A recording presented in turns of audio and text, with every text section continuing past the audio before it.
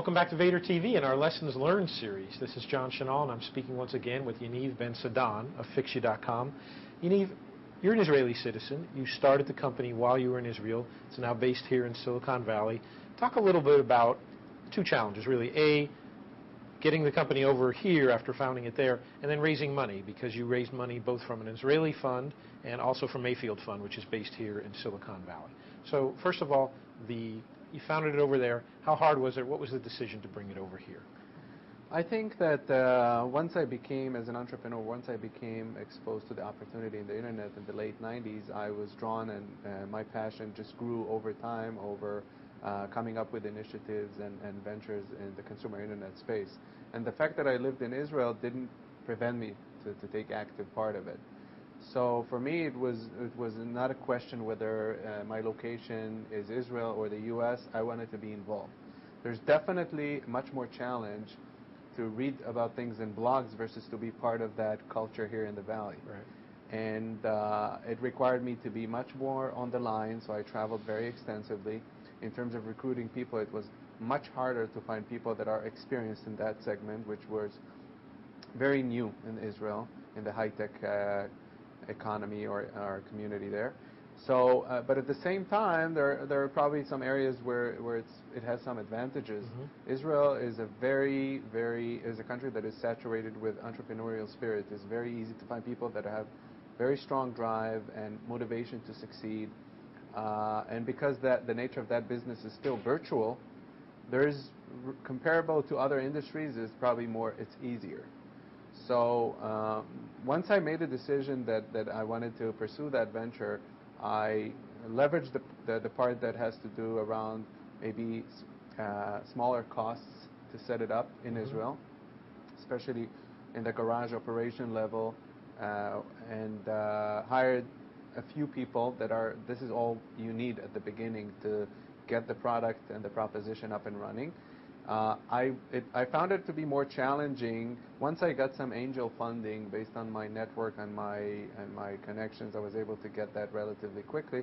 But once I got to the point that I wanted to interest more institutional money, like VCs, because most of the Israeli VCs that got burned at the first bubble, it was very hard to find people that have appreciation and awareness for the potential and the scale and the opportunity. Now, when was this, 2005? That was 2005, okay. Yeah, 2005 and even 2006. So they still remembered being burned during the bust, so the Israeli VCs weren't very aggressive. Definitely. So I met a bunch of them during that time, and when I figured that both on convincing them to jump in the business, but also to contribute, it really made sense to try check the pulse here. Mm-hmm. In addition, I think in the back of my mind, I always knew that in order to build a scalable business, it has to be from here. So regardless of the funding issue, I knew that I'm going to be here at some point. Right. So I think at the beginning of 2007, I came here for the first time as part of the Israeli Web Tour, I think, some sort of a group that was organized and sponsored. And at that time, I met a few potential investors. Mayfield was one of them. Right. And with Mayfield, everything moved very fast, and there was a great chemistry with the investors over there, with the partners. So from that point on, we kind of tied the knot. Only after that happened, this is where some of the VCs that I talked to in Israel saw that a leading top-tier VC in the U.S. is investing and expressed a strong interest to participate. So we found the right structure to bring them in.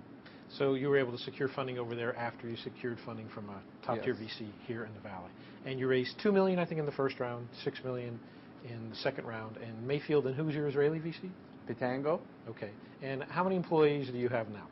We have about 18 employees in Israel and another 8 employees here. So okay, and you're based here. Yeah. And going out for a funding round anytime soon, or are you funded to make the business plan work? How's that? On the economic side or strategic side, we're not in the position to do it right now. We've been fortunate to be constantly courted by some of the toppest brands in the Valley, so I don't think it's safe to say we will not raise again.